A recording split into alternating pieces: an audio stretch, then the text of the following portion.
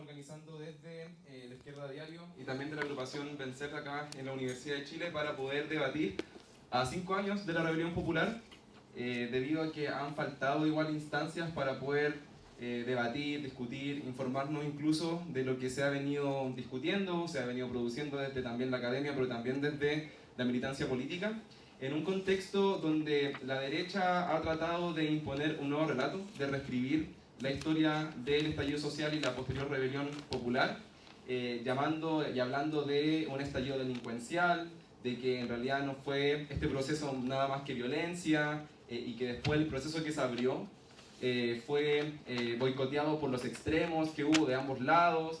Hay un relato que está intentando poner justamente estos sectores de la derecha y del gran empresariado, de que en realidad la rebelión no sirvió para nada, de que no tenemos que volver a repetir una historia así. Y también ese relato contra la violencia de las masas ha sido también tomado por un sector de quienes hoy día gobiernan, de los partidos que hoy día gobiernan, también condenando los extremos, también tratando de fortalecer una salida institucional. Y por eso el título de este foro, para que podamos ir conversando, es entre la institucionalización y la reacción conservadora. En ese sentido, nos acompaña el profesor Sergio Grez, profesor de nuestra facultad, importante historiador social chileno, que se ha dedicado al estudio de los movimientos populares en nuestro país, y que además me gustaría resaltar que ha sido una de las personalidades que más ha puesto en escena desde ya hace más de una década el problema de la Asamblea Constituyente, Libre Soberana en particular, y de los movimientos constituyentes en particular. Bueno, autor de libros como La regeneración del pueblo, A la huelga general, Génesis y evolución histórica del movimiento popular en Chile de 1810 a 1910, Historia del comunismo en Chile, Movimiento obrero, Estado y emancipación de los trabajadores, que fue una publicación del año pasado, bueno, entre otras tantas obras. También nos acompaña el profesor Rodrigo Carmi, profesor del Centro de Estudios Árabes, que, bueno, en el que estamos hoy día, que nos facilitaron este auditorio, profesor del Departamento de Filosofía. De la revuelta ha afirmado que puso en juego una potencia destituyente que revocó el pacto oligárquico de 1980, abriendo una posibilidad de una nueva época histórica por venir, que la revuelta anuncia en su propio acontecimiento. El profesor ha escrito sobre la revuelta también antes, por ejemplo, en un artículo reciente titulado Tesis de octubre, apostillas para sobrevivir a la intemperie, autor de libros también como Intifada, una topología de la imaginación popular, Palestina, anatomía de un genocidio, que también quería relevarlo por todo el movimiento que hemos dado desde el año pasado, desde hace ya más de un año, desde que empieza el genocidio en Gaza. Bueno, también nos acompaña la profesora Mirna Villegas, profesora de Derecho Penal en la Facultad de Derecho de nuestra universidad, y su línea de investigaciones han estado en la línea de ver el tratamiento jurídico del terrorismo, leyes penales especiales relacionadas, también temas de pueblo originario, de género, entre otras, que vamos a ir también conversando. Y además también nos acompaña Fabián Puelma, que es director de la Izquierda Diario Chile y dirigente nacional del Partido de Trabajadores Revolucionarios PTR. Es abogado de profesión y también músico en sus tiempos libres, de los violentistas de siempre, se los recomiendo. Bueno, sus trabajos teóricos, si bien no ha escrito algún libro, sí ha sido parte de un libro del 2020 que se llama Rebelión en el Oasis, un trabajo colectivo de nuestra organización para justamente meternos al debate sobre qué fue la rebelión, donde tiene un artículo muy interesante que se llama Los días decisivos de la rebelión de octubre, y además también ha escrito sobre la crisis de hegemonía en Chile, entre la defensa activa de la herencia de la dictadura y los intentos de ampliación del Estado. Otro artículo, Triunfó la restauración conservadora, apuntes sobre la crisis orgánica y el bonapartismo en Chile. Y también un artículo que me gustaría destacar, El MIR y el gobierno de Allende, apuntes para un balance estratégico de también el 2020. Bueno, con esa introducción, para que vayan conociendo igual los expositores, me gustaría explicar un poco el formato, que bueno, va a haber una presentación de cada expositor y expositora, de 12 minutos aproximadamente. Pedimos que no nos alarguemos tanto para poder calzar en los tiempos, y después vamos a hacer una ronda de preguntas del público, así que siéntanse con total libertad para poder hacer las preguntas, y una respuesta de cada expositor, si lo desea, de 5 minutos, y luego, bueno, otra ronda si se les tienen más dudas, y otra respuesta ya para ir cerrando este debate. Voy a estar yo atento al tema de los tiempos, así que me voy a sentar en la segunda fila para que me vayan viendo. Les voy a avisar a los 10 minutos para que tengan 2 minutos aproximadamente para ir redondeando. Eso. Creo que partimos con Fabi. Gracias, Yuri. Bueno, gracias a todas y todos quienes asistieron. Sobre todo también gracias a las y los profesores que accedieron a hacer este debate, que como decía Yuri, no ha sido un año particularmente, digamos, profuso en términos de debates estratégicos dentro de la izquierda, y hacerlo acá en la universidad creo que es un valor importante. Yo voy a partir, ya que también como una forma de quizás instalar algunos puntos de debate en donde después profesores pueden dar su opinión. Si se fijan, es un diálogo bastante interdisciplinario y veremos qué sale de ahí, digamos, a partir del diálogo. Entonces yo plantear un poco el escenario que hemos ido también analizando desde la izquierda diario, y yo creo que bueno, una de las formas más gráficas de retratar el enorme impacto histórico de la revuelta es por los resultados, o por la situación en la que estamos hoy día, que a todas luces es de crisis, de descomposición política, social. O sea, es cosa de ver cómo pasamos del escándalo de Hermosilla, con todos los efectos que eso generó, ¿cierto?, a la gravísima denuncia de violación por un alto funcionario del gobierno de Boric, y que es parte del riñón mismo del Estado capitalista chileno. En ese marco de crisis, desorden, que se le llama de muchas formas: polarización, fragmentación, desorden, crisis de representación, o sea, dependiendo de qué sector quiera utilizarlo, se nombra de distintas maneras. En ese escenario llama la atención que el sector intelectual que más ha salido a la ofensiva a analizar los 5 años de la revuelta ha sido justamente el sector ligado al gran empresariado, con múltiples seminarios organizados incluso por la SOFOFA, estuvo también el IES que organizó. Bueno, hemos visto bombardeo de encuestas, publicaciones en los diarios, digamos, una de las vertientes intelectuales más predominantes de este sector es lo que se ha llamado el sociologismo, ¿cierto? O sea, se trata de una corriente que piensa el problema de la anomia desde las herramientas analíticas de las ciencias sociales, y se pregunta cómo recuperar un cierto equilibrio funcional de la sociedad. Entonces, por eso no es casualidad que esta corriente dialogue tanto con la clase dominante, porque en términos políticos la pregunta tiene que ver con la gobernabilidad dentro de los marcos del sistema. De hecho, profesor Rodrigo, en las tesis que mencionó Yuri, yo creo que da una imagen muy buena de este sociologismo, planteando que es una especie de turismo epistémico, y cito acá que es una operación turística que paga por visitar un lugar mientras este acusa estar totalmente deshabitado. Es decir, da cuenta de esa incapacidad teórica de comprender la irrupción violenta de las masas, de la revuelta, de los fenómenos revolucionarios. Ahora, este sociologismo también tiene su versión progre, me parece, digamos, mencionar, y que se trata sobre todo de los intelectuales que quisieron interlocutar con este auditorio, y yo creo que quizás este es uno de los sectores más en crisis, digamos, la versión progre del sociologismo. Porque la derrota de la convención empujó una cierta desorientación estratégica, crisis intelectual de esa izquierda. A su vez, hay que decir que la nueva posición de poder en la que muchos de esos intelectuales están probablemente obturó las capacidades críticas o el filo de ese abordaje y de esas teorías. Durante mucho tiempo el reformismo y el no reformismo se concentraron en el problema del malestar, en la crisis de representación política. El diagnóstico es que esta neoliberalización o modernización capitalista, como a veces se le llama, empujó el surgimiento de actores emergentes que no encontraban formas de procesamiento político dentro del régimen de sus demandas, y que por lo tanto lo que había que pensar era cómo integrar a esos nuevos sectores.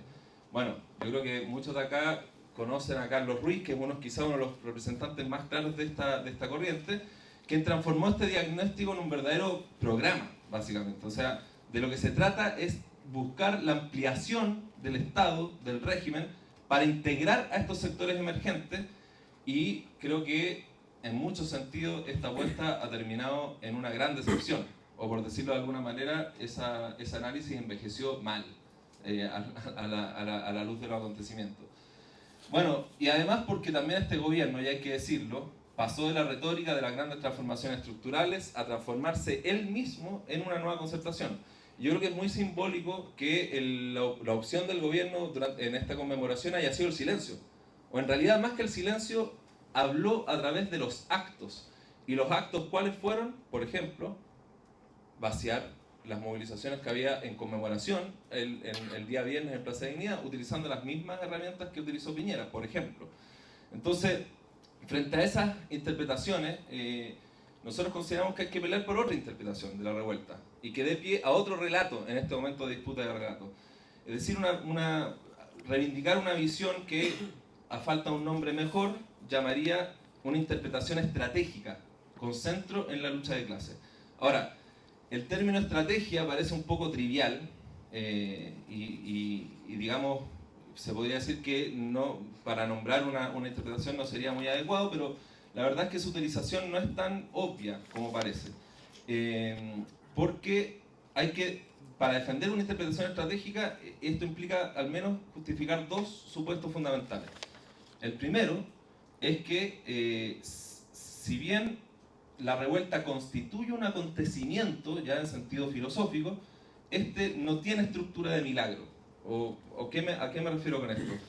Que es posible discernir una cierta racionalidad detrás de la revuelta, o sea, ver una historia previa, ensayar un diagnóstico de sus causas. Y obviamente las causas no hay que abordarlas desde la óptica de las ciencias sociales, sino desde los resultados, puntos de ruptura y continuidad de las luchas previas. Y en ese sentido, si bien la revuelta constituye una ruptura del orden, que quiebra la temporalidad de la gobernabilidad, resulta fundamental ver cuáles eran esos puntos de ruptura y continuidad de las movilizaciones previas e insertarlos también en un plano internacional, desafiando, yo creo que una tendencia muy mayoritaria de los analistas de provincialismo, digamos, o de una izquierda insular que no ve la revuelta en realidad a los ojos de los ciclos de movilización a nivel internacional, que si uno lo ve un poco coincide casi perfectamente. Entonces creo que eso es muy importante. En segundo lugar, una mirada estratégica implicaría desafiar las visiones que ven en la revuelta un acontecimiento que simplemente hizo surgir actores heterogéneos, abigarrados, sin cabeza, sin conducción, sin metas a cumplir. Es decir, que se trató de pura potencia, sin sujeto.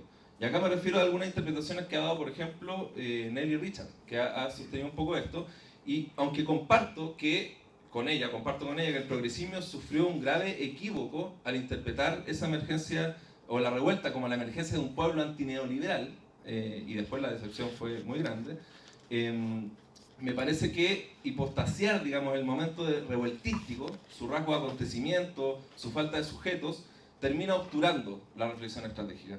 Y porque si la acción no tiene ni fines ni sujetos, entonces la estrategia es imposible. Entonces, digamos, dejo solamente enunciado este debate y los invito y las invito a ver estos artículos, elaboraciones que hemos hecho en torno a este problema de la revuelta y revolución. ¿Ya? Por razones de tiempo, obviamente, no poder desarrollarlo, pero sí lo dejo enunciado. De hecho, el último es un artículo que sacamos en la edición especial a los 5 años de la revuelta, en Ideas Socialistas de la Izquierda Diario, que también es un artículo en diálogo con las tesis que hizo el profesor Rodrigo Cano. Entonces, los dejo invitados también a ver a profundizar por ese lado este debate. Ahora, dicho esto, para ir ya a una segunda parte más concreta, si se quiere, quiero enunciar solamente, o dejar enunciado algunas definiciones de un análisis que me parece a mí que una apuesta estratégica permite realizar. Porque además una estrategia central en la lucha de clases permite acceder a un terreno que muchas veces la teoría, la historia, la filosofía o el derecho descuidan, que es el aprendizaje de las propias luchas. Es decir, la generalización teórica de la práctica y las lecciones que podemos sacar para poder actuar desde una óptica revolucionaria y emancipatoria. Entonces voy a dejar enunciadas algunas 2 o 3 ideas en este punto.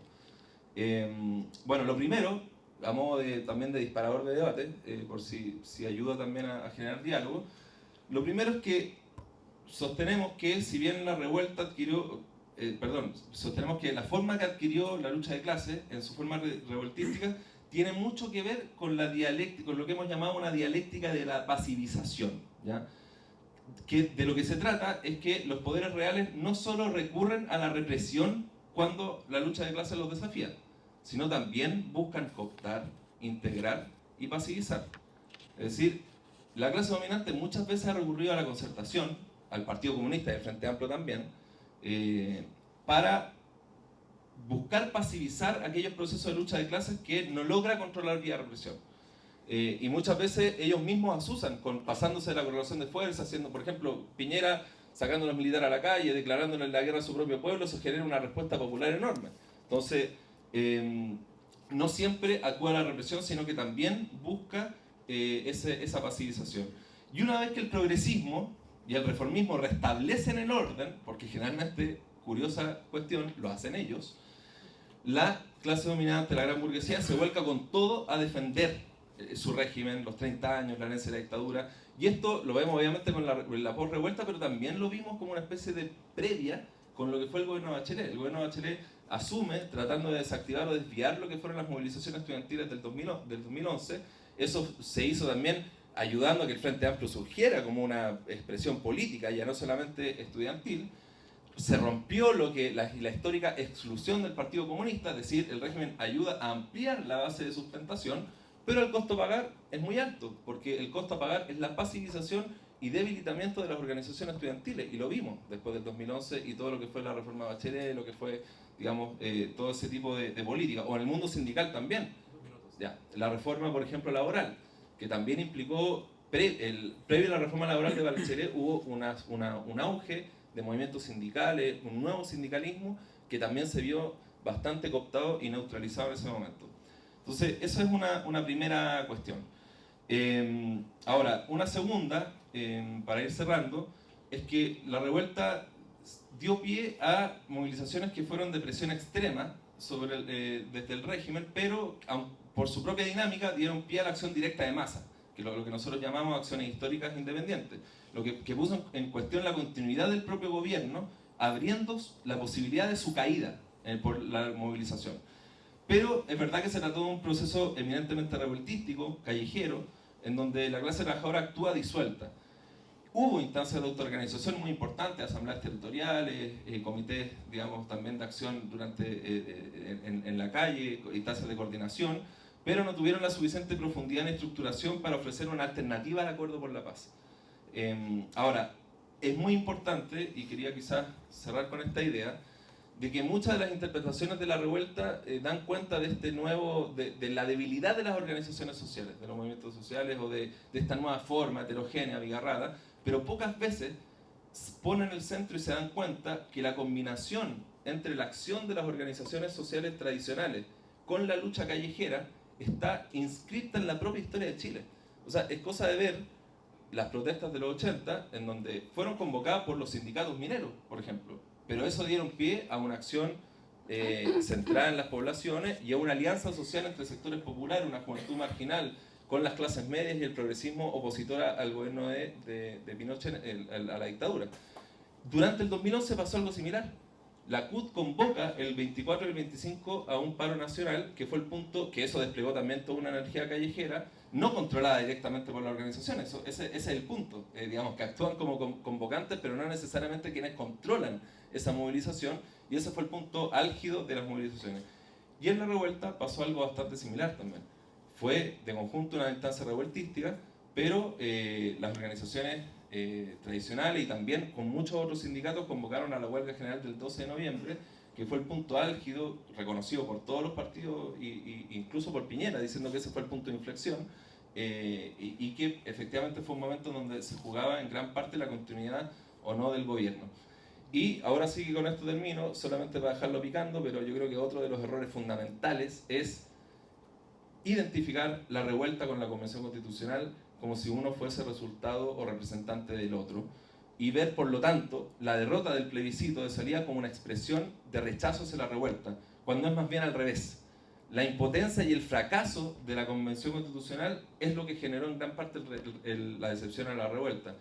Y la única forma de analizar esa dinámica es viendo cuál fue el rol estratégico del Acuerdo por la Paz, que tuvo un aspecto táctico, en el sentido de evitar la caída de un gobierno, y un aspecto estratégico de buscar modernizar el régimen político con una constitución progresista. Todos sabemos que esa vía progresista de nueva constitución fracasó.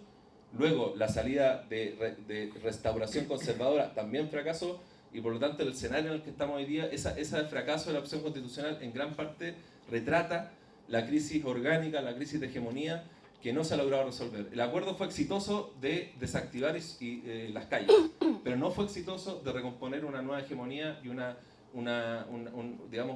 nuevo consenso, si se quiere, y la crisis en la cual estamos hoy día, que al menos Rodrigo ha llamado el fin del pacto oligárquico, nosotros le llamamos crisis de hegemonía o crisis orgánica, en gran parte explica la enorme fragmentación, desorden e inestabilidad política y fenómenos aberrantes, digamos, como decía Gramsci sobre esa categoría, en la cual todos los días estamos viendo una y otra vez. Así que bueno, termino acá, pero dejo esas 2 o 3 cuestiones más concretas para el debate. Ahora viene Sergio. Yo creo que debería venir la profesora porque nosotros somos de la casa con Rodrigo. Como estiman, no sé si... De la casa de la facultad. Sí, sí, sí. Por lo tanto, bueno. te preocupes. Muchas gracias.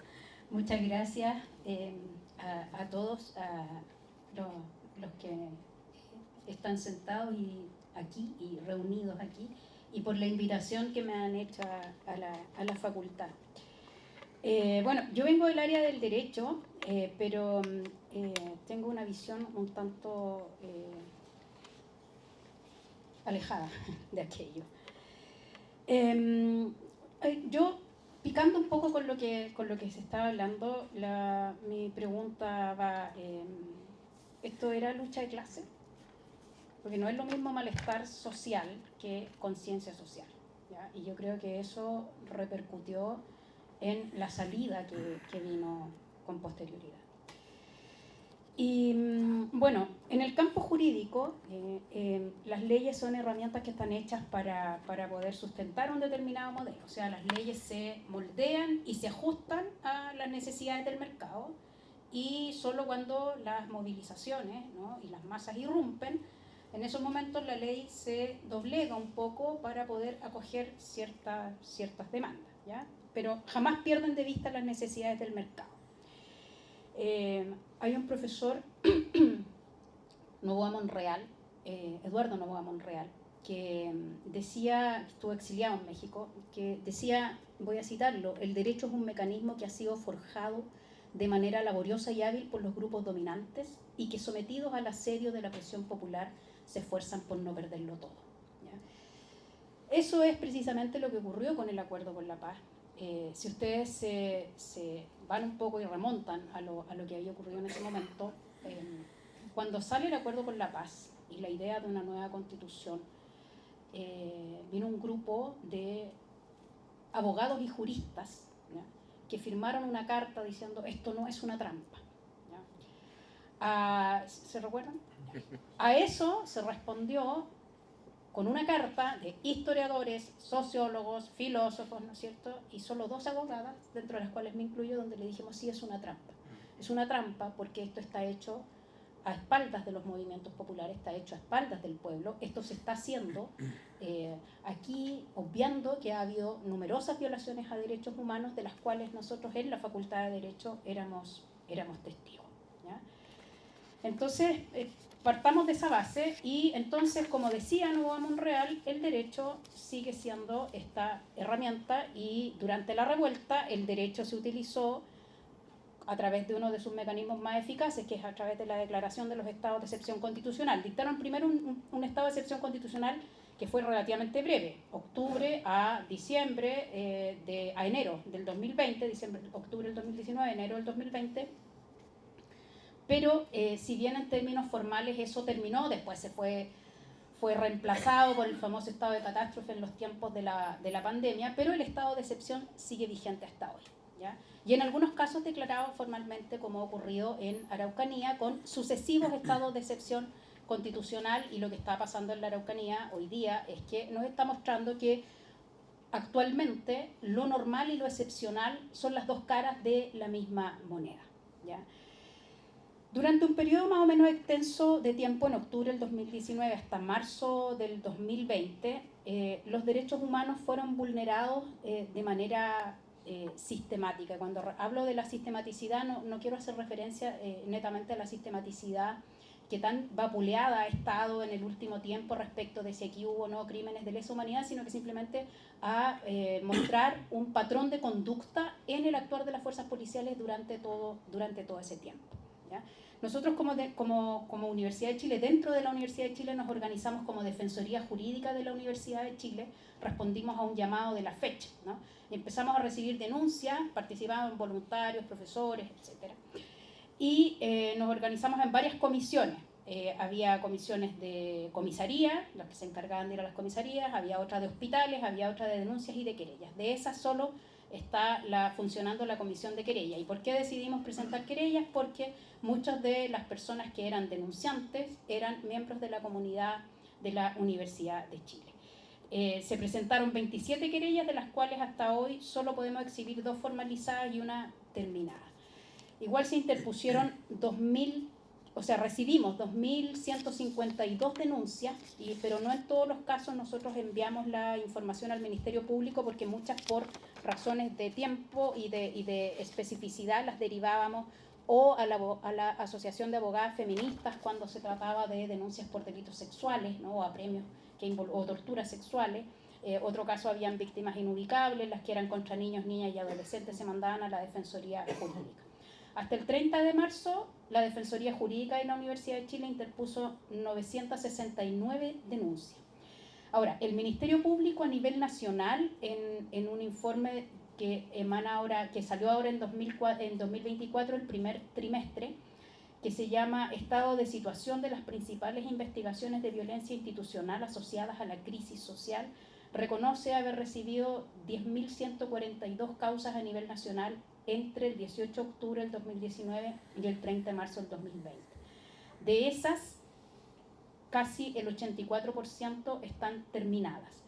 Pero las causas que han terminado con sentencia, yo ni siquiera estoy diciendo sentencias condenatorias, sino que casos que se han investigado a través de un juicio y sea absolutoria o condenatoria, esas causas no alcanzan a llegar al 1%. Ahora, las resoluciones judiciales tampoco han estado exentas, digamos, de lo que es yo diría que un sesgo de clase, ¿ya? A las diferencias de clase, al contexto político, a los propios prejuicios de los magistrados. Yo solo quiero ilustrar con 2 casos relativos a violencia desde abajo, ¿no? Digámoslo así, violencia desde abajo, violencia desde arriba, para no entrar en mayores discusiones al respecto. Por ejemplo, durante el estallido social, a una estudiante del Liceo Manuel de Sala, de 18 años, que recién estaba pasando cuarto medio, fue detenido acá en la avenida Grecia, cuando estaba en el marco de las protestas contra la PAES, ¿ya? Y lo detuvo Carabineros, y dentro de su bolso, de su mochila, encontraron una botella de soft, de este suavizante, con un líquido que después arrojó que era benzina, 4 trapos negros y, entre otros, no puedo no citarlo, dice, porque esto sale, dice, un libro titulado Contrato Social, de Rousseau, un pañuelo color rojo con la consigna negro matapacos y Chile despertó, ¿ya? Claro, además andaba en la protesta, digamos, ¿no? Y a todo esto él ni siquiera había sido detenido como como en la protesta misma. Sí, en flagrancia fue, supuestamente, sino que fue porque se metió a un condominio y después salió y una vecina lo delató, ¿ya? Bueno, este estudiante fue privado de libertad, acusado de un delito de la ley de armas, que era el porte de bombas Molotov. Entonces, inmediatamente nosotros dijimos, pero bueno, ¿cómo porte de bombas Molotov si esto es una botella con soft, con benzina? Y eso no está sancionado en la legislación. Caso omiso. La jueza que vio ese caso y que decretó la prisión preventiva, además había mostrado parcialidad al momento de juzgar. El día anterior había estado reprendiendo a un manifestante, ¿no?, dentro de una audiencia de control de detención, donde le había dicho, ¿y usted no le da vergüenza andarse manifestando? No deja a la gente estudiar, así que porque ahora no tiene trabajo, ¿no?, se dedica a no dejar estudiar al resto. Bueno, como ven, una prisión preventiva por un delito inexistente, ¿ya? Se recurre a la Corte de Apelaciones y la Corte de Apelaciones dice, no, está bien hecha la prisión preventiva. ¿Por qué? Porque esto es porte de bombas Molotov. Uno dice, magistrado, esto no es porte de bombas Molotov, o sea, las botellas con soft no se quiebran. Bueno, estuvo este niño privado de libertad en Santiago I durante un mes y finalmente Después, recién en 2021, le suspendieron condicionalmente el procedimiento y por un delito, insisto, inexistente. Tan inexistente que recién 4 años más tarde, es decir, bajo este gobierno, en octubre del año pasado, recién se vino a crear un delito de porte de gasolina o de elementos químicos, etcétera, de libre venta al público en el contexto de manifestaciones. ¿Ya? Pero no ha sido lo mismo, podemos hablar de otros casos si quieren, pero por razones de tiempo no me voy a referir. Hay otros casos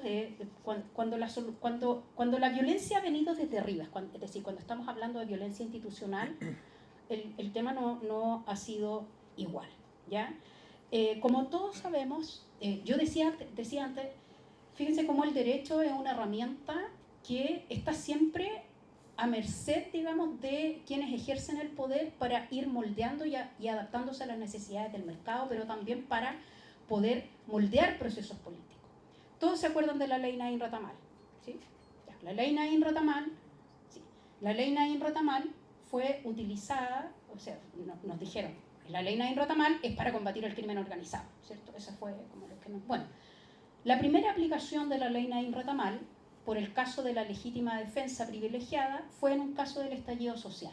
¿Ya? Se absolvió a 6 carabineros que dispararon a quemarropa contra una persona que era sordomuda y que estaba sentado al volante de su vehículo con el cinturón de seguridad puesto. ¿Ya? Eso es bueno. Y todo el mundo solo se fijó en la ley, en la legítima defensa privilegiada. Pero no se reparó que también se modificó el delito que más le imputaban a los carabineros que cometieron violaciones a los derechos humanos en el estallido, que era el delito de apremio ilegítimo. ¿Ya? Bueno, resulta que por la ley penal más favorable, que es una garantía constitucional, se está aplicando retroactivamente. Y las modificaciones que se hicieron fueron de tal naturaleza que hay un caso del juzgado de garantía de San Antonio, en donde a una persona que disparó a quemarropa contra una manifestante, ¿no? En el sumario administrativo de Carabineros se llegó a la conclusión de que se había actuado dentro del protocolo. Y producto de esa modificación, la defensa penal pública, ¿no? Incitando una interpretación contra convenciones de derechos humanos, ¿no? Solicita al juez de garantía que sobresea la causa por inexistencia del delito. Y el juzgado de garantía dijo que sí. Entonces, al final, lo que está haciendo el juez es desplazar la responsabilidad que tiene de juzgar, ¿no? y privar a la víctima del acceso a la justicia sobre la base de que la resolución de si hay o no delito la toma el sumario de Carabineros. Se adopta en un sumario administrativo, donde los carabineros son juez y parte. Eso, claro, podría haber sido corregido por la Corte de Apelaciones de Valparaíso. No lo corrigió, lo confirmó. Y luego, cuando se acude a la Corte Suprema con un recurso de queja, la Corte Suprema, otra vez las interpretaciones, ¿no? del derecho, ¿no? y de cómo se utiliza esta herramienta, dice, no, pero es que esto no cabe dentro de las causales del recurso de queja, así que nosotros no nos podemos meter. Y así quedó. ¿Ya? Entonces, este tipo de cosas son las que se están discutiendo. ¿Ya? En las preguntas yo creo que podríamos conversar acerca de la formalización de los altos mandos y esas causas. Muchas gracias.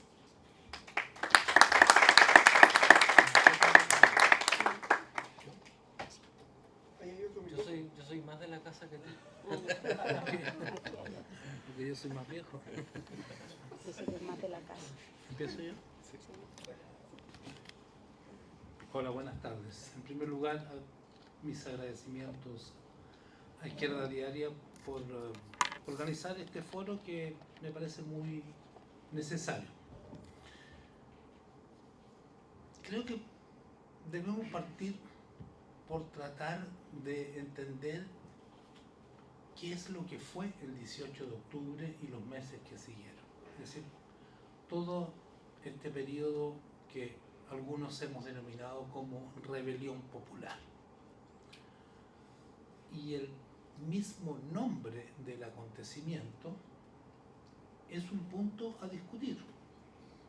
No por una exquisitez semántica, sino que porque el nombre que le demos a este fenómeno está íntimamente relacionado con la caracterización que podemos hacer de él, las conclusiones y también las tareas a futuro.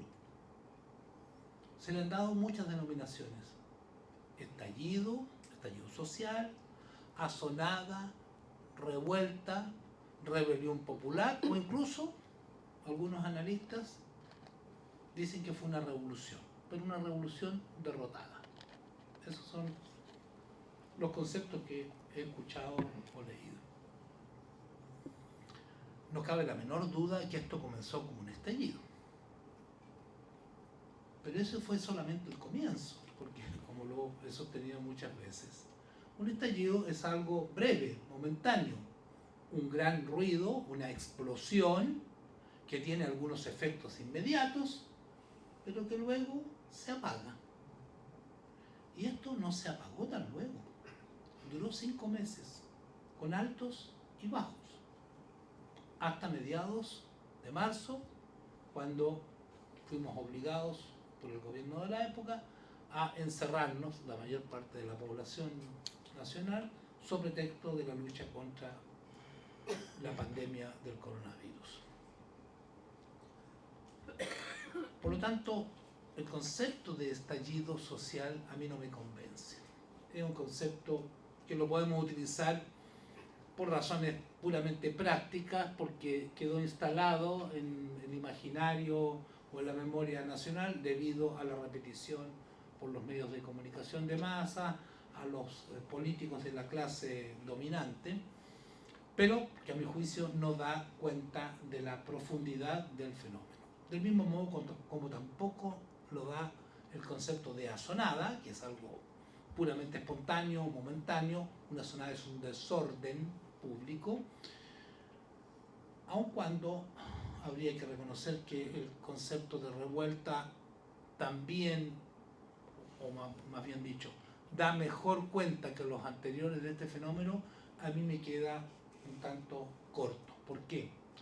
Porque la revuelta es también un movimiento espontáneo, pero que no tiene un fondo, un trasfondo político, una base política suficientemente clara. En cambio, y este es mi concepto, lo empecé a utilizar 2 o 3 días después del estallido del 18 de octubre, en una primera entrevista que di en Radio Universidad de Chile la mañana del lunes 21, me parece que fue.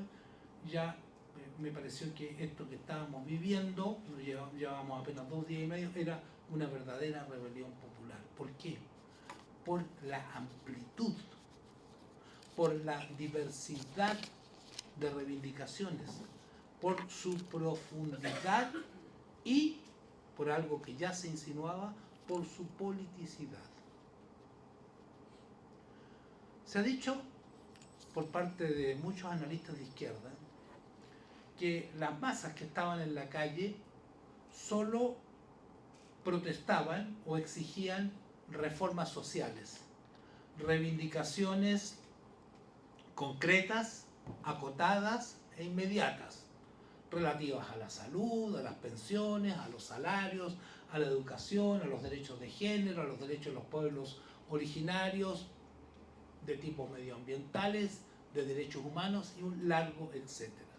Pero que estas masas no habrían levantado, por ejemplo, la reivindicación de la Asamblea Constituyente para proceder a una refundación política nacional, y que esta consigna habría sido una especie de contrabando metido por sectores reformistas tipo Frente Amplio para desviar a las masas de el objetivo el objetivo revolucionario o contestatario radical, por un camino inocuo como sería un proceso constituyente que efectivamente terminó siendo controlado por los poderes fácticos y por los poderes constituidos.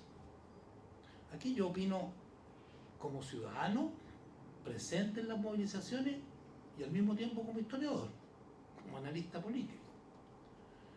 Y puedo dar fe que desde los primeros días, no recuerdo cuál fue la primera manifestación a la que acudí, ¿ya? la noche del 18 de octubre y la mañana del 19 de octubre me manifesté, pero en el sector de Macul, muy lejos del epicentro, porque había gente manifestándose por todos lados. Pero a muy poco andar había una proliferación de consignas, de pancartas, de carteles, de lienzos, reclamando, exigiendo una asamblea constituyente que es muy difícil de explicar por la sola intervención de una fuerza política muy joven en aquella época, como era el Frente Amplio, u otros sectores reformistas que estuvieran tratando de hacer una maniobra, una especie de prestidigitación, para desviar el movimiento por un cauce absolutamente controlable por el sistema. Porque por lo demás, muchas personas veníamos agitando desde hacía muchos años. En mi caso, a lo menos desde fines de la primera década del nuevo siglo. Hablo por ahí por el 2008, 2009 y otros antes que yo. La exigencia de la Asamblea Constituyente, mucho antes de que siquiera nacieran los grupos que darían origen al Frente Amplio. Y habían compañeros como los de Izquierda Diario que, según recuerdo, también levantaban la consigna de la Asamblea Constituyente, que era una consigna originalmente más bien de la izquierda radical y no de la izquierda reformista. Que esta consigna haya sido después utilizada para justificar un engendro como lo fue la Convención Constitucional es otra historia. Por lo tanto, había una politicidad en este movimiento, o por lo menos en algunos sectores que constituían este variado, heterogéneo movimiento de masas que se extendía a lo largo y ancho de toda nuestra geografía, que se expresaba en la exigencia de la refundación política nacional mediante una asamblea constituyente libre y soberana, y en ese sentido podríamos decir que el movimiento que se estaba desarrollando en las calles de nuestro país era un movimiento destituyente respecto de los poderes establecidos, respecto de la constitución reformada del dictador que nos regía y que nos sigue rigiendo hasta nuestros días. Entonces, me parece que el concepto de rebelión popular da mejor cuenta de este fenómeno. Tampoco me convence el de compañeros que radicalizan el análisis. Estoy pensando en un amigo muy querido como Julio Cortés, por ejemplo, Morales, que hablan de, amigos de varios de los acá presentes, de, no es el concepto exacto, pero hace pocos días publicó un artículo muy interesante con el cual estoy parcialmente de acuerdo, de una revolución derrotada, ¿ya? Mediante un fenómeno contrarrevolucionario, y que el argumento de él y de otro analista, como es el caso de Sergio Villalobos Ruminó, es que un movimiento, una revolución no puede ser juzgada por sus resultados ni por la monumentalidad de su desarrollo, de sus características, que no solamente son revoluciones, aquellas revoluciones monumentales que triunfan, como la Revolución Francesa, la Revolución Mexicana, la Revolución China o la Revolución Cubana, por citar algunas, sino que también son revoluciones, otros movimientos así sean derrotados. Ese argumento es un argumento atendible. Efectivamente, hay revoluciones que no logran su objetivo y que son derrotadas, ¿ya? Son aplastadas en el embrión, cuando apenas empiezan a desarrollarse. Y que por lo tanto, según estos analistas, habría una especie de continuum entre asonada, revuelta, rebelión y revolución, que no se pueden fijar límites fijos, rígidos, no se pueden establecer compartimientos estancos entre uno y otro concepto.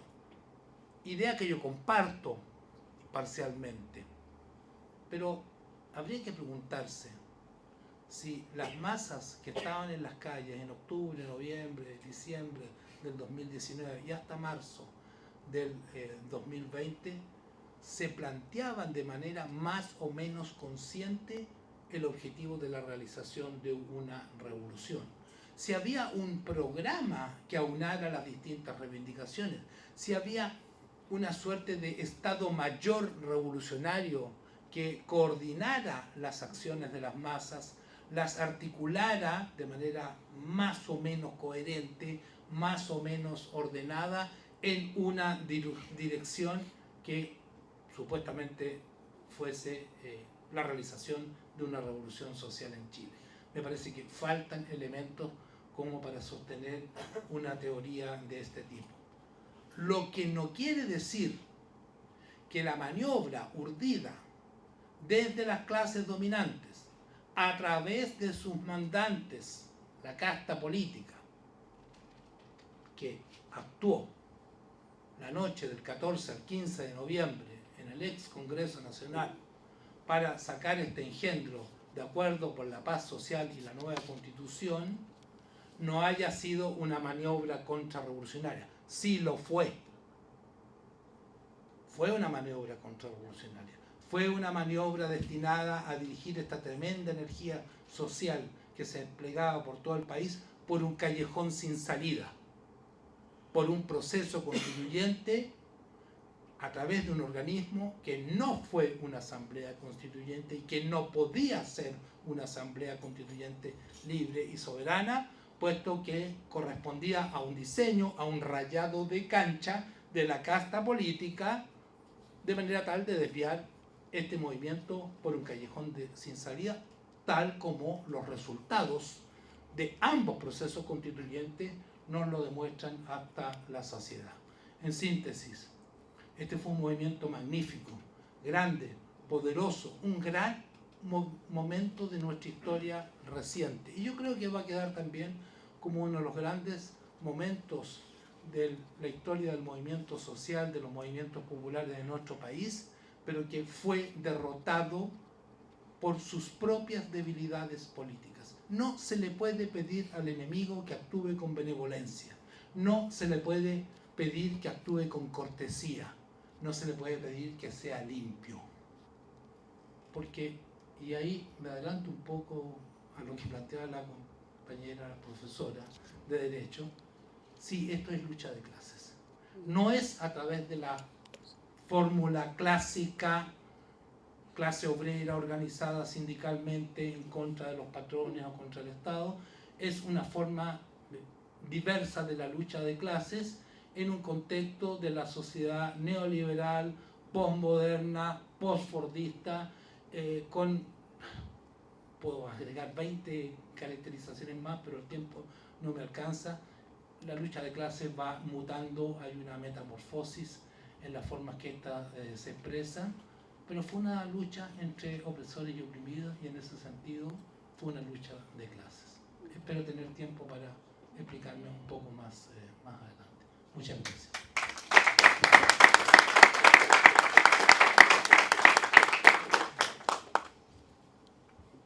Gracias. Hola, ¿qué tal? Bueno, primero quería saludar a los estudiantes que organizaron esto. Me parece una tremenda iniciativa, dado el tremendo desierto intelectual en el que habitamos, no solamente en esta universidad, sino que en varias otras. Así que mis felicitaciones y mi agradecimiento por la invitación. Y en segundo lugar también quiero rendir un sentido homenaje a un amigo que falleció el día domingo, el profesor Osvaldo Fernández, un gran marxista, ¿ya? Cuyos textos son realmente alucinantes, ¿no? Y así que invito a leerlos, ¿no? Los textos de Osvaldo.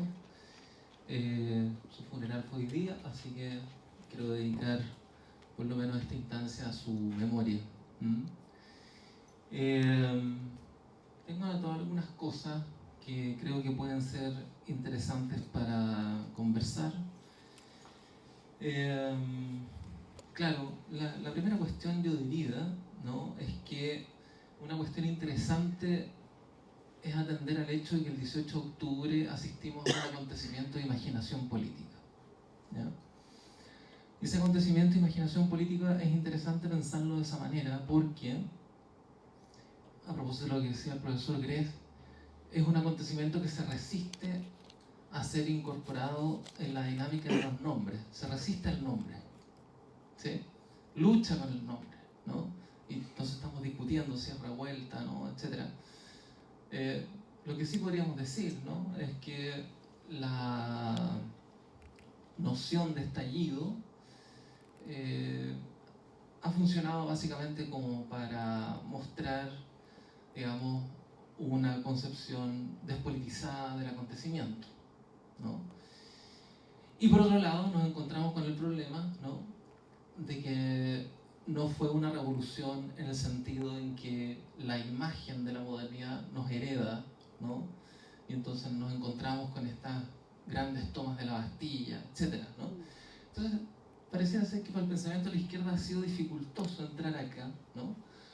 Porque es, por un lado, no es un simple estallido en el sentido de un momento completamente despolitizado, ¿no?, pero tampoco es una magnánima y monumental revolución sacrificial como nos gustaría a todos emocionarnos epopélicamente, digamos, ¿no?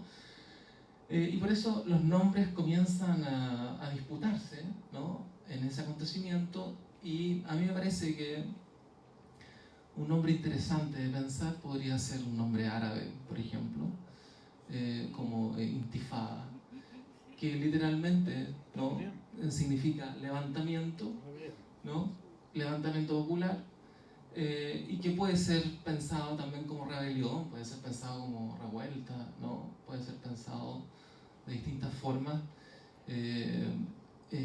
bajo ese registro, bajo un registro muy singular, ¿no? Lo que a mí me ha interesado desde el primer momento en que experimentamos el 18 de octubre ha sido básicamente insistir en la singularidad del acontecimiento, ¿ya? Es decir, tratar de proteger, entre comillas, el acontecimiento de una violencia interpretativa que está por todos lados y que sigue estando muy desatada, sobre todo desde los medios de comunicación, ¿ya? Particularmente pensar que la revuelta es un estallido simplemente, ¿no?, o una revolución, ¿no?, como se podría haber pensado en algún minuto, ¿no? Yo creo que hay que rescatar entonces la cuestión de la singularidad del acontecimiento, ¿no? Y esa singularidad se resiste a los nombres, y eso me parece interesante. Se resiste a los nombres porque se resiste al campo de la representación, ¿no? Lo complejo, ¿no?, de este acontecimiento es que no entra en el campo institucional de la representación fácilmente, ¿no? Se resiste otra vez a eso, ¿no? Y por eso una de las nomenclaturas que traté de vislumbrar, digamos, en la discusión pública fue pensar a esta revuelta, a este levantamiento, ¿no?, a este acontecimiento, ¿no?, bajo el carácter de lo destituyente, ¿no?, porque precisamente venía a revocar una cierta institucionalidad, un pacto oligárquico, me llamaría yo, instalado en 1980. Y cuando digo pacto oligárquico no quiero decir solamente la Constitución, ¿ya? Quiero decir todo un entramado de relaciones de dominación y poder muy particulares, ¿ya?, que me parece que tienen tres ejes fundamentales, ¿no? Una manera, tiene un pacto oligárquico, tiene un saber que lo constituye, por ejemplo, el sociologismo, al que hacía referencia Fabián, ¿no?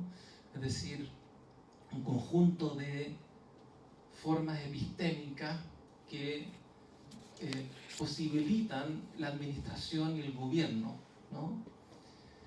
Tienen formas de poder, por lo tanto, es decir, un conjunto de formas de poder instaladas por la gubernamentalidad neoliberal, ¿no?, que son muy disímiles entre sí, pero son un conjunto de dispositivos que entran a rearticular los cuerpos, digamos, al interior de dinámicas de subjetivación de consumo, del capital, ¿no?, de la sacrificialidad, etc., ¿no?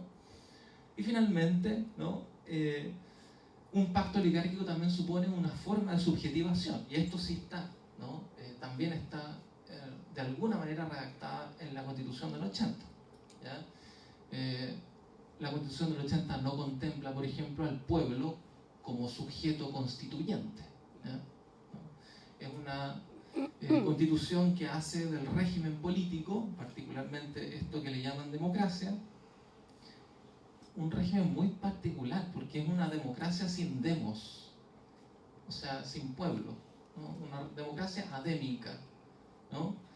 Entonces, este sería como el tercer elemento del pacto oligárquico. Un pacto oligárquico tiene que tener saber, una forma de saber, una forma de poder y una forma de subjetivación, de constitución de sujeto. ¿Ya? Yo creo que lo que la revuelta destituyó fue precisamente eso. El pacto oligárquico de 1980 terminó por destituirlo, no en el sentido que se derrumbó, así como cuando veíamos las imágenes del muro de Berlín, ¿no? No en ese sentido, sino en el sentido que se derrumbó la legitimidad mínima que tenía ese pacto, instalada por el simulacro de las capas dominantes durante la transición. En último término, lo que se destituyó fue el aura, ¿ya?, que articuló en gran medida, ¿no?, la historia de los 30 años. Los 30 años son los que cayeron, ¿no? Y me parece que lo que está en juego hoy día, ¿ya?, es una herida de muerte del pacto de 1980, y esa herida de muerte puede seguir infinitamente, pero ese pacto ya está, digamos, completamente muerto, ¿ya? Y vivimos al interior de un pacto muerto, ¿no? Esta es la estructura de poder, por supuesto, mucho más intensificada. La oligarquía ha requerido, ¿no?, la revitalización de las formas fascistas precisamente para tapar ese tremendo agujero, ¿no?, que no se tapa por ningún lado, ¿no? ¿Por qué? Porque el pacto oligárquico del 80 está completamente muerto. Un poco lo que decía Sergio, el mismo hecho de que la clase dominante recurre al acuerdo con la paz y la nueva constitución es el acto performativo que testimonia que la propia clase política y la oligarquía en general entiende que el pacto está muerto. ¿Ya? Y yo creo que lo que sucede hoy día es que, a falta de un nuevo pacto de carácter jurídico constitucional, se ha sustituido la dimensión político-constitucional por el pacto performático de la seguridad, ¿no? Entonces la seguridad como pacto performático funciona como una especie de prótesis frente al vacío sobre el cual estamos caminando, ¿no? Un vacío que, por supuesto, supone una intensificación de la violencia de Estado y del capital, ¿no? Supone una intensificación de la violencia del Estado y del capital, tal como ha ocurrido en otras partes del mundo donde hemos contemplado este tipo de fenómenos de rebelión o de intifada, llamémosle intifada en términos generales, ¿no?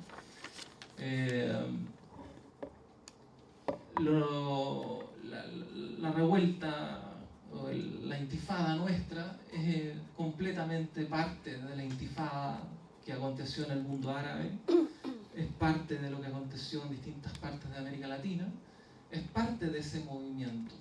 Es decir, es parte de un movimiento global contra el régimen del capitalismo neoliberal que sigue vigente. Y terminaría diciendo, antes de estos 2 minutos últimos, a propósito de la cuestión, 2 cuestiones que dijiste tú de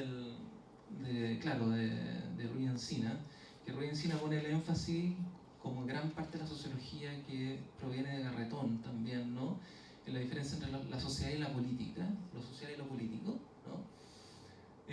Y entonces Ruy Encina sostiene que hay una rebelión de la sociedad contra lo político, ¿no? Yo creo que aquí lo que ocurrió es más bien una fractura, digamos, la intifada está precisamente en la fractura entre lo social y lo político, ¿no? En eso reside su politicidad. Y termino con esto, ¿no? El problema que tenemos desde la representación epistémica, es decir, de las formas de conocimiento académicos o no académicos, es que digamos, las intifadas están siempre pensadas como desechos de la historia. No son las grandes revoluciones, ¿ya? Entonces, ¿de qué sirven, ¿no? La pregunta siempre, ¿no? ¿De qué sirve todo esto? ¿No? Pero lo interesante es justamente insistir en esa singularidad, ¿no? Insistir en que una singularidad que me parece no está agotada, sino que su efecto performático sigue vigente porque de alguna manera el pacto oligárquico del 80 está completamente derruido, ¿no? Completamente agotado. Insisto, que esté agotado no significa que se haya desmoronado así como la caricatura del muro de Berlín, sino que está agotado en su régimen de legitimidad, ¿no? Y está agotado, por lo tanto, ¿no? En las capacidades, ¿no? De ejercer política sin violencia, ¿no? No puede ejercer política sin violencia, solo puede ejercerla a través de la figura de la violencia, ¿no? Con esto no quiero decir que el pacto oligárquico en algún momento fue legítimo. Quiero decir que la transición intentó construir, hacer de ese pacto oligárquico, ¿no? Una legitimidad de la que carecía completamente. Y hoy día estamos viendo el reverso de ese pacto, es decir, su propia violencia constitutiva, ¿no? Una violencia, ¿no? Que no está en el origen, en el sentido como un hecho, sino que está una y otra vez en el presente desplegándose, ¿no? Creo que podría decir eso por ahora. Gracias.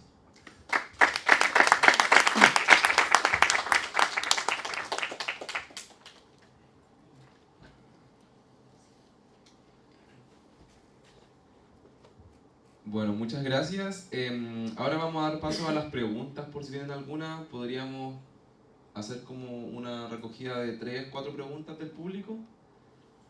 Si pueden acercarse porque este micrófono no da hasta allá. No, se va a decir un cable largo. Soy yo el que está Preguntas, comentarios. Eso, preguntas, comentarios. Bueno, en alguna parte salió que unas declaraciones de Gustavo Gatica cuando plantea que al gobierno le faltó coraje para reivindicar lo que fue el 18 de octubre y qué bueno que a la universidad no le haya faltado. Qué bueno que se ve esto, si es que seguramente si Gustavo Gatica lo hubiera sabido hubiera estado contento. Yo creo que hay dos cosas que me gustaría decir entre todo lo que ustedes dijeron, que me parecieron tremendamente lúcidas. Me parece que un tema es la profunda politización que significó la revuelta en términos no solo de cuando la gente sale a la calle, sino que los más de 1000 foros que se hicieron, seminarios, cabildos, consignados en un estudio de la Universidad de Chile, creo que el Departamento de Trabajo Social o de Sociología, el papel preponderante de los territorios. Yo estaba en La Reina y de repente teníamos 1000, 2000, 3000 personas discutiendo sobre las más variadas cosas que tenían que ver con la política, que eran esencialmente políticas. Se hicieron 4 consultas, una de ellas de los alcaldes, cuando se pregunta a la gente cuál es el orden de importancia que le ve a diferentes asuntos. Y por supuesto no figuró ahí el tema de seguridad. Ahí figuró educación, salud, política y también asamblea constituyente.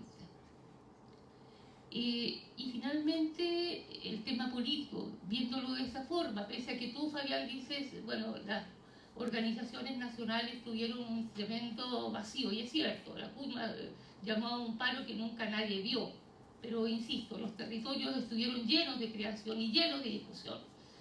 Creo que hubo un salto en el sentido común impresionante, quizá por un tiempo, donde sentimos que todo era posible. Una ampliación del sentido común y más allá. Pero también hay el tema que decía Rodrigo sobre la violencia. Dentro de lo profundamente escandaloso que fue el acuerdo, quizá lo más escandaloso fue cuando se llama al Pacto por la Paz, cuando nos están matando. Nos están mutilando. Entonces, porque la violencia la ejercen otros. Y ahí está el pacto que tiene que ver contra la violencia de los otros. Yo ejerzo mi violencia, es la violencia del Estado, contra esta violencia insurgente. Eso. Muchas gracias. Otra pregunta o comentarios también pueden ser más en general.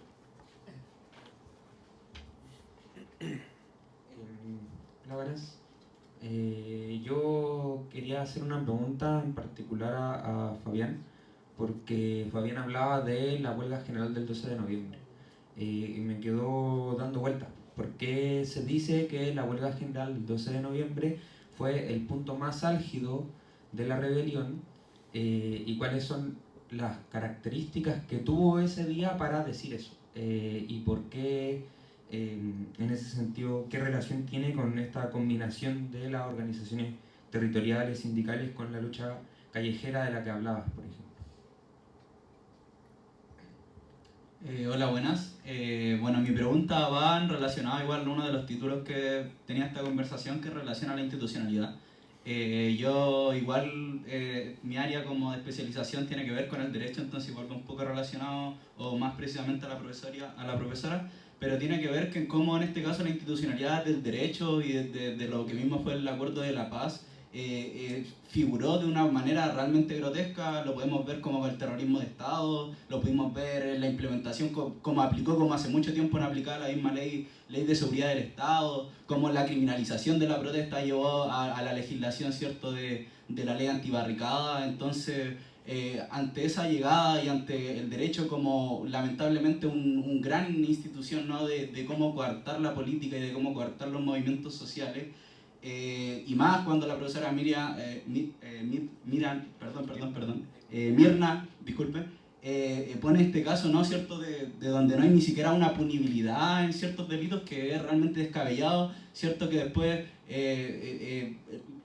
quede impune de alguna u otra forma, y posteriormente lo podemos ver como en la situación de Yañez, en donde el poder en este caso protege de alguna u otra forma a quienes ejercen el poder físico en contra de los manifestantes. Entonces mi pregunta va en qué se puede hacer con esta institucionalidad jurídica, como sabiendo ya de alguna u otra forma que es el enemigo, ¿cierto?, de que el derecho funciona, que se prepara y se genera para coartar, ¿cierto?, tanto la movilización social, pero también los procesos transformadores, como eso.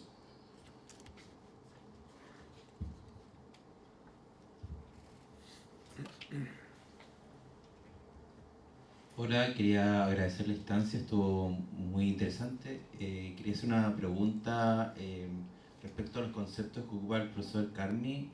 Esta idea de que fue una rebelión que puso en juego la imaginación popular como una potencia destituyente del pacto oligárquico.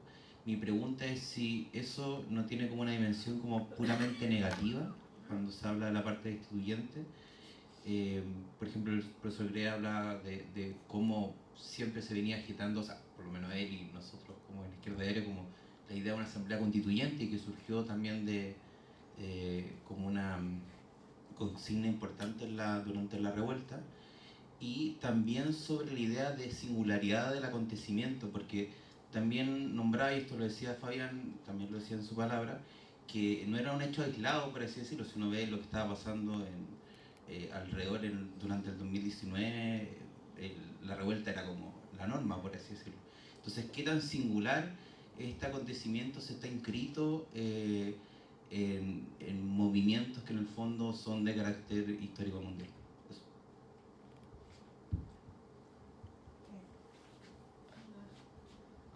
Sí, es muy pequeño y muy breve lo que voy a decir, y es en relación a las evaluaciones que se han hecho de estos 5 años, y lo que ha llamado más la atención ha sido la respuesta de las personas a algunas encuestas que dicen que prefieren un país autoritario a vivir en un sistema sin inseguridad.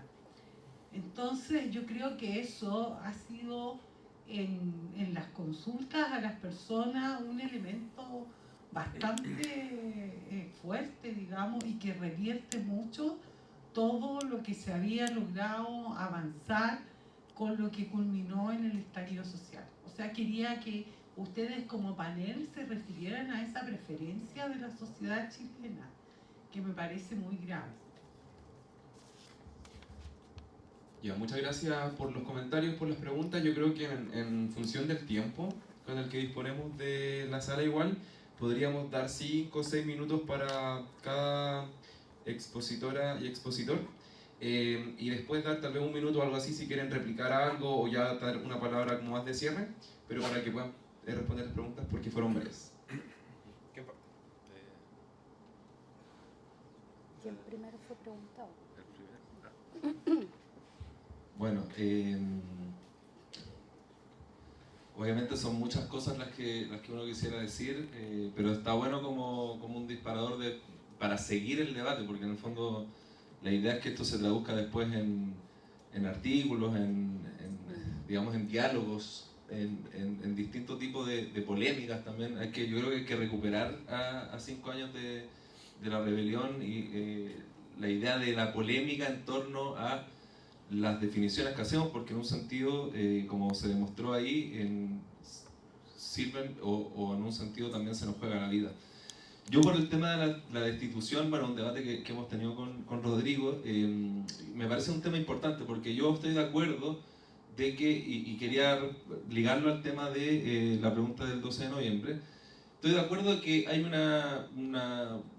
o sea, que la rebelión lo que hizo fue herir de muerte, digamos, el régimen de los 30 años, en el sentido de que hay una crisis de hegemonía abierta y que por todas partes, digamos, sigue sangrando, digamos, lo vemos todos los días. Hermosilla, bueno, cada semana hay una polémica, digamos, y cada semana hace que la polémica anterior quede un poco enterrada, y así se va acumulando en un sentido, no es que se olvida, sino que se acumula. Entonces, desde ese punto de vista yo estoy de acuerdo. Ahora, yo creo que lo que no podemos hacer es que a partir de esa definición, desde mi óptica, se oscurezca una destitución más específica, digamos, que no ocurrió, digamos, que fue precisamente el cómo una revuelta o una rebelión, que yo acuerdo con profesor Gress que revuelta, si se ve como una sonada de un día, 2 días, no describe efectivamente lo que pasó, pero cómo pensar el tránsito hacia un proceso revolucionario o una revolución que implica que implique herir también e interrumpir la propia lógica del capital, que al final es lo que sostiene, como decía bien la profesora Mirna, incluso la propia institucionalidad del derecho. Entonces, esa destitución, particularmente la caída a partir de la acción directa de masas, eso no ocurrió, digamos. Y es importante porque hubiese sido distinto si hubiese ocurrido. Y podría haber ocurrido en un sentido. De hecho, por algo, todos, si hoy día ven, gran parte de los políticos y analistas dicen distintas maneras, pero dicen, se salvó la democracia. Hubo posibilidad de que cayera el presidente de la República. Obviamente la caída del presidente no necesariamente implica una revolución triunfante, de eso estamos claros. Pero la caída... ¿Cómo? Claro. Pero la caída del presidente como institución probablemente hubiera abierto otra situación. Porque obviamente que los procesos no son, y estoy de acuerdo, es un proceso, un desarrollo que se va radicalizando, profundizando. Entonces es una primera cuestión que está ligada, y ahí me avisáis los 5 minutos, que está ligada al tema de la Asamblea Constituyente. Yo estoy de acuerdo también con el profesor Sergio de que no podemos permitir de que hoy día se diga que todo lo que tiene que ver con la Asamblea Constituyente era algo falso, de que no estaba en la propia agenda. Ahora es muy importante ligar que Asamblea Constituyente Libre y Soberana estaba muy ligado en la propia movilización popular con la idea de fuera Piñera, digamos. No eran cosas que fueran independientes, y junto con eso muchas otras demandas sociales, salud, salario, o sea, la Asamblea Constituyente no era por gusto a las normas, evidentemente, si es que tuvo alguna vez algún tipo de carácter popular. Era un símbolo que representaba precisamente el problemas sociales profundos, la explotación, el problema de los territorios, el problema del agua, bueno, para qué enumerar. Pero es muy importante porque una visión, reivindicar hoy día contra el bastardeo de que no, todo lo que tiene que ver con lo constitucional en realidad fue solamente una instrumentalización, que hay que saber identificar cuál fue esa instrumentalización y ese desvío, y eso lo planteé al principio, que a mi modo de ver está muy alojado con el desvío institucional y el acuerdo por la paz, supone defender una visión y un concepto de asamblea constituyente. Y ese concepto de asamblea constituyente tiene que ver precisamente, o supone la caída revolucionaria de un régimen, o la caída de un régimen para depositar en una instancia soberana, realmente libre y no sujeta a la institucionalidad vigente, el poder de decisión. Y eso es un primer paso, obviamente, porque Asamblea Constituyente, desde nuestra óptica, y lo hemos debatido mucho, es una instancia dentro de lo que podría decirse la democracia formal, pero lo que permite es que si es que la soberanía, o sea, todo lo que en una asamblea constituyente, todo lo que se vote, si es libre, tiene derecho a discutir todo, no como era el pacto por la paz. Ahora, evidentemente la asamblea por sí misma no tiene el poder para implementar todo lo que vote, pero una vez que se abre esa contradicción, es decir, si hay una democracia, métodos democráticos en una asamblea constituyente y vota aspectos que van a chocar con los poderes reales, esa es la razón indispensable para poder poner en el centro de que se necesita desarrollar un poder alternativo contra los poderes que impiden que se cumplan las propias decisiones soberanas. Entonces, bueno, eso como por la Asamblea Constituyente y tratar de ligarlo al tema sí, eso como para ligarlo con el fuera Piñera, que es precisamente lo que estaba en cuestión el 12 de noviembre, que yo ahí solo un comentario al pasar, yo al menos lo que trataba de decir no es que la CUT o las organizaciones tradicionales no juegan ningún rol, sino que al contrario, que llama la atención cómo hubo una imbricación, es decir, no es casual que en el momento de mayor intensidad de la revuelta, y eso está en todos los documentos oficiales, donde hubo mayor acciones directas, por estadísticas oficiales del Ministerio del Interior, si uno ve el gráfico, el 12 de noviembre estalla. No es casualidad que aparte no fue un día viernes, los viernes eran los días supuestamente más álgidos. Entonces, ¿qué explica eso? Bueno, desde mi punto de vista lo explica evidentemente que fue el día en donde las distintas organizaciones sociales, las centrales sindicales, convocaron a una huelga general. Aunque no lo hayan ellos podido controlar, lo que se logró es que con esa convocatoria se dio una cierta libertad de acción que permitió paralizar en gran parte del país. Y ahí obviamente entrar a debatir las debilidades. Obviamente no es lo mismo paralizar con métodos de revuelta que paralizar con métodos de huelga, porque paralizar con métodos de revuelta lo que hace es interrumpir solamente. En cambio, paralizar con métodos de huelga permite a su vez controlar.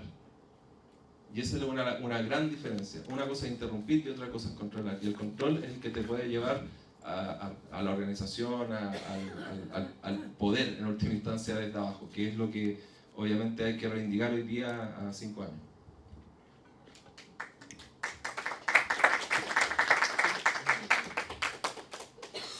Bien, un poco de la mano de lo que se decía sobre la asamblea constituyente y el acto performativo de la Convención Constitucional, para responder a la pregunta sobre qué hacemos con la institucionalidad. Mira, el derecho se puede usar, es decir, uno puede tomar el derecho y usarlo para poder transformar un modelo. Pero siempre, siempre, siempre va a llegar un momento en que el derecho no va a ser suficiente y donde vas a requerir cambios políticos radicales, ¿ya? Y yo creo que lo que aquí ocurrió, yo no tengo, digamos, la visión de que efectivamente aquí haya habido una lucha de clase, aunque sí me hace sentido, digamos, desde el punto de vista de un tejido social un poco más heterogéneo y apartado de la clásica concepción de la lucha de clases. Pero si uno se fija en lo que pasó en la Asamblea, en la Convención Constitucional, lo que hubo fue una discusión súper interesante de derechos económicos, sociales, culturales, ¿no es cierto? Discutimos sobre los derechos de los pueblos indígenas, los derechos de las mujeres, el derecho al medio ambiente, los derechos de la madre tierra. Entonces la pregunta es, ¿por qué la gente rechazó esa convención? ¿Y por qué la rechazó? Porque esa convención estaba alejada de lo que la gente estaba pidiendo en la calle. Lo que la gente quería eran mejores pensiones, y eso hay que hacer un mea culpa de eso. O sea, nosotros nos dedicamos a discutir como discutimos aquí, pero eso está alejado de lo que la gente realmente quería, ¿ya? O sea, la gente estaba más interesada en otras cosas, estaba interesada en subir pensiones. Y yo creo que en ese sentido fue bueno el acto performativo, fue súper bueno. Fue bueno desde el punto de vista de utilizar el derecho para poder decirle a la gente que podíamos tener una constitución progresista, ¿ya? Hay otra cosa interesante aquí, y es que nosotros las izquierdas siempre tendemos como a racionalizar las cosas, y las derechas son más simples. Ellos son más pasionales y ellos interpretan y verbalizan lo que la gente quiere, ¿ya? Entonces, esto de echarle la culpa, digamos, como a las fake news acerca de la Constitución, que también es cierto, sumó, etc. Pero yo creo que el gran error vino desde nosotros, desde las propias izquierdas, porque hemos racionalizado todo el sentir popular. ¿Y por qué nos ganan las derechas? ¿Y por qué ahora viene y coincido en eso con Rodrigo, o sea, por qué viene este acto performativo de la seguridad? ¿Y quiénes son los que ganan con esto? Las derechas, porque las derechas están interpretando el sentir popular. Y lo mismo sucede con el discurso antimigratorio y antivenezolanos, etc. Es exactamente eso lo que ha pasado. Entonces, el derecho sirve, hasta por ahí. Y solo para ilustrar el ejemplo de la Unidad Popular. Novoa Monreal, que fue la persona que diseñó, digamos, los cambios o las reformas durante la época de la Unidad Popular, llegó un momento en que ya no pudo seguir adelante. Utilizando la misma legislación vigente, ¿no? Utilizó los decretos de expropiación, etcétera, que se habían dictado en el gobierno de Dávila, ¿ya? Bueno, utilizó la misma legislación, pero llegó un momento en que ya no se pudo más. Entonces, o se daba un paso más adelante por parte de Allende, o se terminaba como se terminó, y finalmente el poder político utilizó la violencia y la fuerza bruta a través de un golpe militar. Entonces, el derecho sostiene cada modelo, y no es lo mismo un derecho en un sistema marxista o en un modelo marxista que en un modelo neoliberal. Por lo tanto, yo no confiaría en él más que como una herramienta de mantención de ciertos modelos de uno u otro lado. Sí. Podemos estar de acuerdo con el profesor Carmi con su concepto de crisis o colapso del pacto oligárquico. Pacto oligárquico, hay que recordarlo, que fue contraído por la cúpula de la dictadura y por la cúpula de la concertación a fines de los años 80, y que moldeó la así llamada y tal vez infinita transición a la democracia en Chile. Transición que no transita. Y que yo creo que terminó hace mucho tiempo, porque el objetivo de esa transición era esto que entró en crisis en el 2019. Pero ese pacto oligárquico fue sustituido el 15 de noviembre por un nuevo pacto oligárquico, el acuerdo por la paz social y la nueva constitución, incorporando a actores políticos que no estaban en el viejo pacto oligárquico. Básicamente el Frente Amplio. Y tal vez otros actores que en ese momento no firmaron el pacto, pero que después se incorporaron a la fórmula gubernamental que tenemos hoy día en nuestro país. Y este nuevo pacto oligárquico implicaba, uno, ya ha sido dicho, salvar al gobierno de Piñera de una caída que a mí en esos momentos me parecía inminente. O sea, cuando se firmó el acuerdo del 15 de noviembre o en vísperas de este acuerdo, yo no le daba más de 3 semanas de duración, así a ojo de buen varón, como se diría, percibiendo el ambiente en las calles y sabiendo lo que estaba ocurriendo en el país. Las masas habían prácticamente invadido el Parlamento. Piñera y La Moneda tenían un plan de evacuación vía helicóptero, estilo argentino, ¿no es cierto?, de la Rúa. Habían sectores de la ciudad que habían sido prácticamente abandonados por las fuerzas represivas, es decir, a las fuerzas represivas del Estado le interesaba controlar, tener el dominio de ciertos puntos de la ciudad, pero habían prácticamente entregado otros sectores porque les era imposible no mediar un baño de sangre enorme, y no había acuerdo en el seno de la cúpula militar para realizarlo, por lo menos en las condiciones en que se estaba en ese momento. Yo soy un hombre feliz, no estoy en guerra con nadie, se recordarán ustedes, creo que es el actual comandante jefe del ejército, Iturriaga, ni más ni menos. Entonces, aquí hubo un nuevo pacto oligárquico que estuvo destinado a salvar a Piñera en primer lugar y, como dije, y lo he dicho muchas veces, desviar la rebelión popular por un callejón sin salida, haciendo como que las exigencias populares iban a ser satisfechas mediante un proceso constituyente absolutamente controlado por los poderes fácticos y por los poderes constituidos, en particular por el poder constituido del Congreso Nacional. Y bajo ese nuevo pacto oligárquico seguimos viviendo 5 años después. Pero ojo, este nuevo pacto oligárquico o interoligárquico es mucho más débil que el anterior.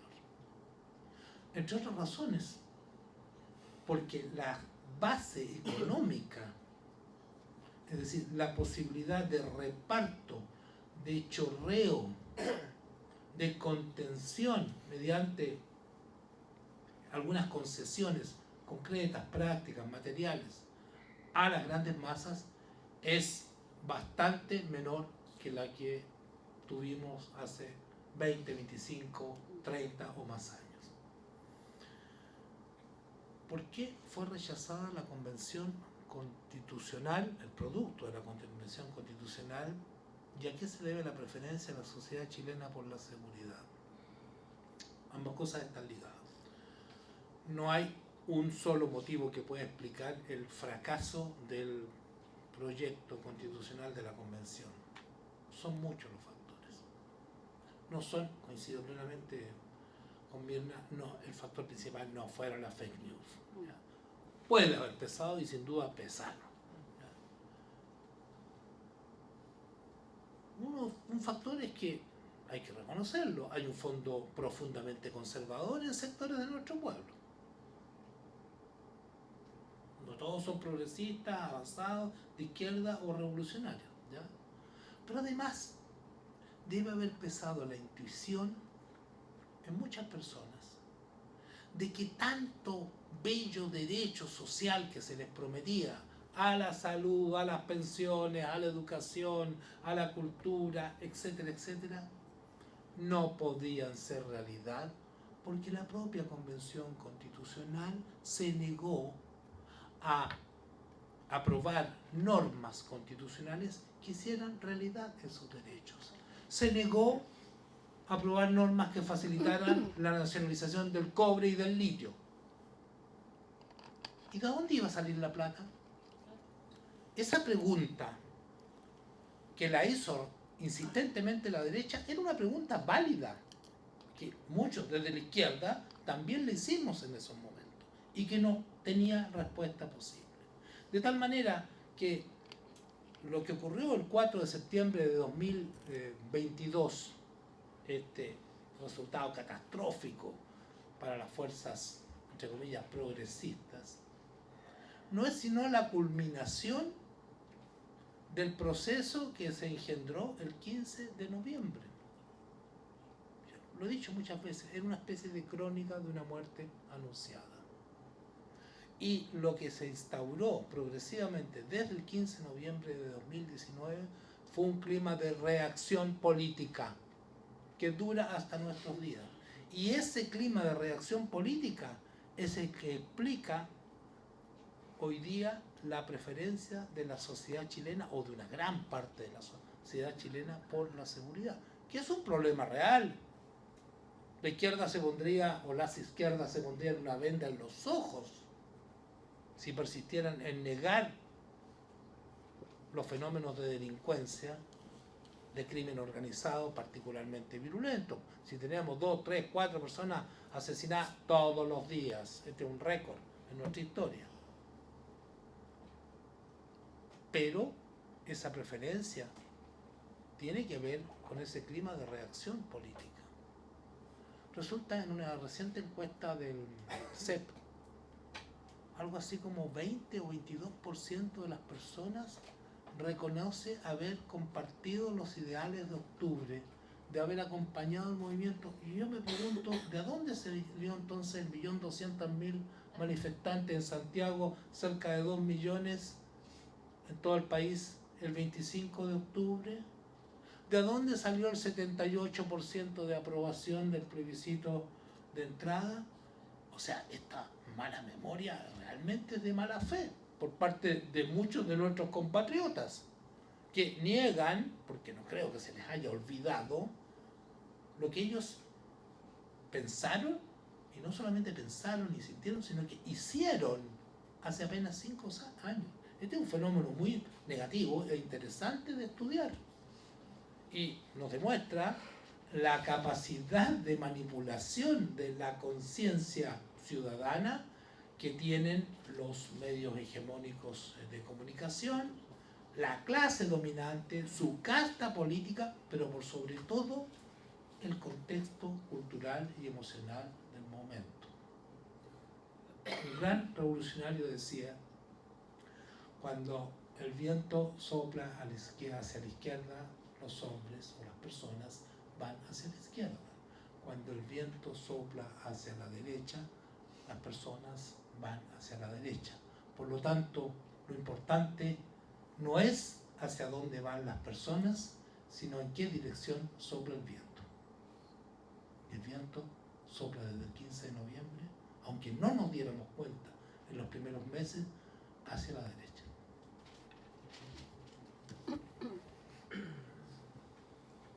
Bueno, hay varias cosas, voy a tratar de ser lo más sintético posible.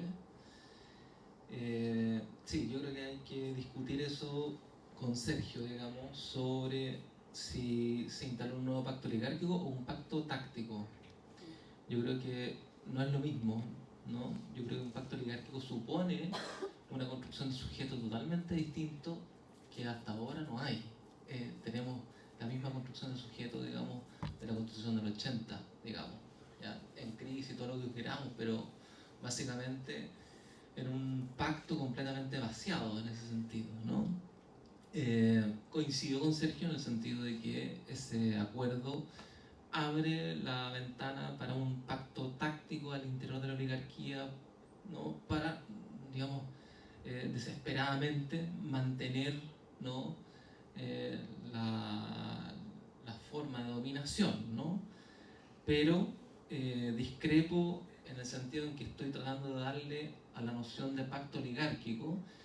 Eso no es un pacto oligárquico porque no tiene esas tres configuraciones, esos tres pivotes: saber, poder y subjetivación, que solo pueden desplegarse históricamente, ¿ya?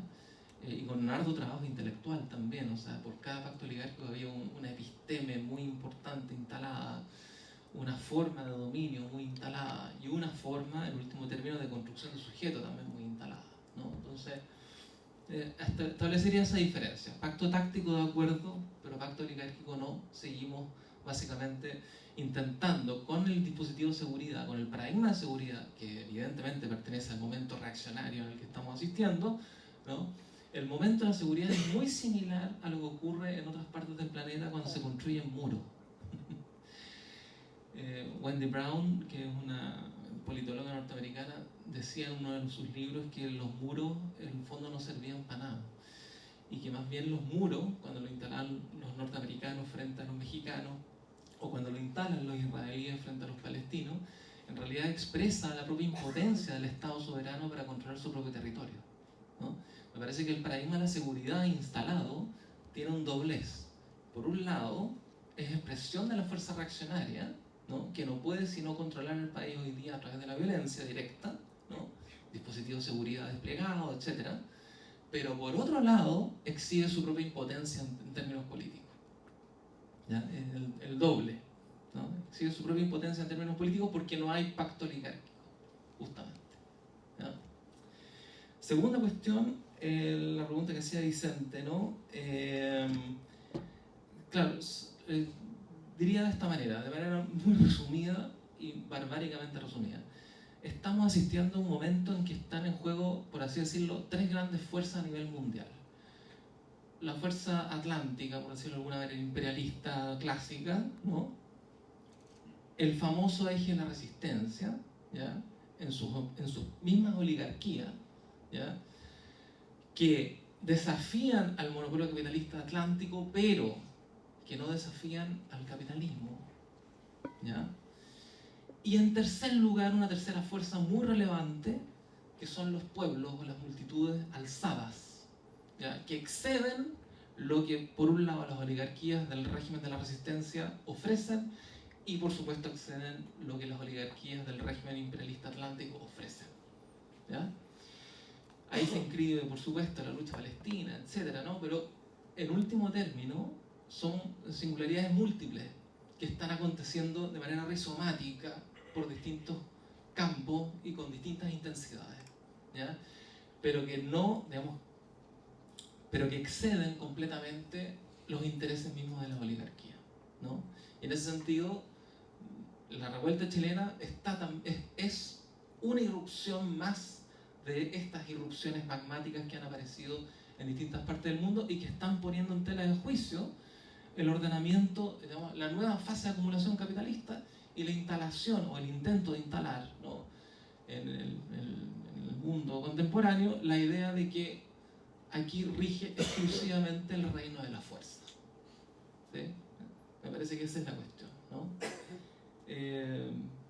Creo que en ese sentido es importante notar que esa excedencia, ¿no? Es singular. ¿Y es singular por qué?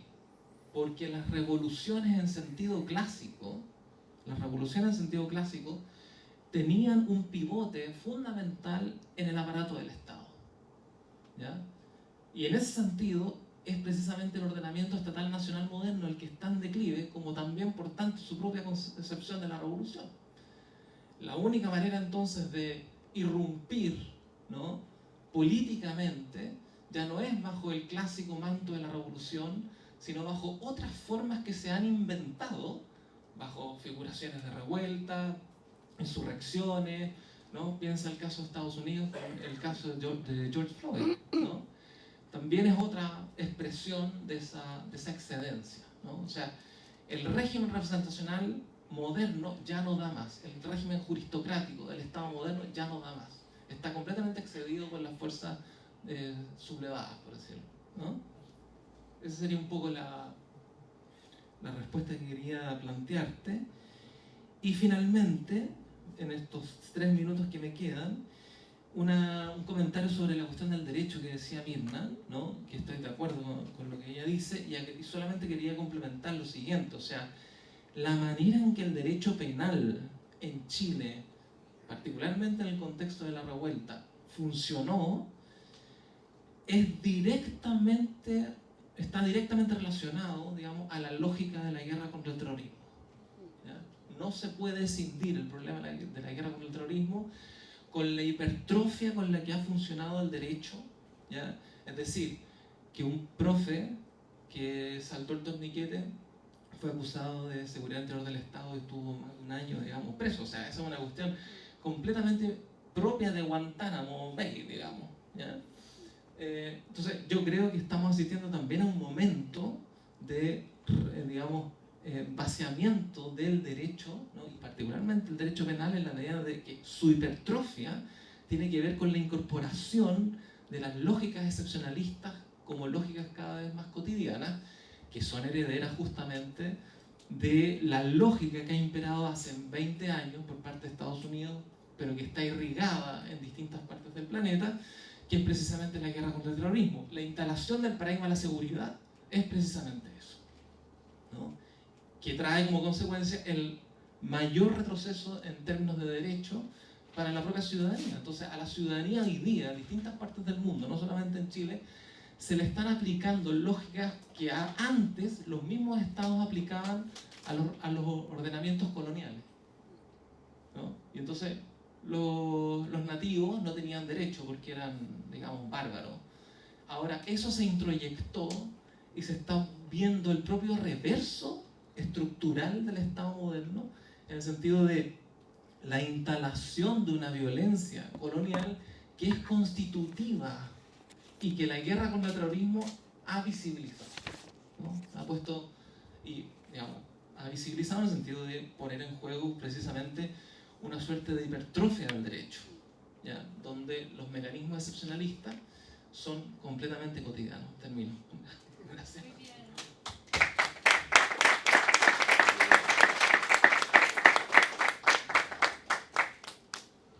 Bueno, muchas gracias por la hora. Creo que tenemos que terminar, no vamos a alcanzar a hacer una segunda ronda de preguntas, pero quería dejarles invitados a poder buscar el especial que hicimos desde el Izquierdadero, donde se toman algunos de los debates que aquí se han planteado.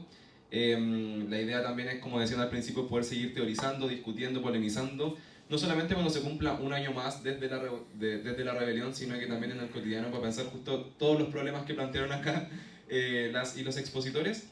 Y en ese sentido, bueno, ahí pueden buscar en laizquierdadero.cl el especial, o poner rebelión, ideas socialistas también en Google y les va a salir muy rápido. Y también quería aprovechar la instancia para la y los estudiantes de que vinieron a este foro, de poder, en esta misma lógica de pensar cómo pensamos hacia el futuro en este contexto más internacional que está convulso, donde viene pasando un recrudecimiento del genocidio en Palestina, donde diferentes estados y pueblos han entrado en crisis, donde las protestas sociales desde hace ya una década en realidad vienen bastante seguidas, continuas. Bueno, en ese contexto más general de una época histórica más de crisis, nosotros desde la agrupación Vencer vamos a hacer un encuentro antiimperialista por una juventud justamente antiimperialista y revolucionaria, donde queremos abordar también estas discusiones en este contexto, que va a ser el 23 de noviembre, sábado 23 de noviembre en este campus. Y quería también invitarles a que se puedan hacer parte para poder discutir justamente también qué queda para la juventud de aquí en adelante, qué balance sacamos de la rebelión y cómo miramos en última instancia el futuro, pensándonos también como parte de un engranaje a nivel internacional. Eso, muchas gracias a los expositores y a las expositoras, muchas gracias por venir. Y tenemos que esta instancia se siga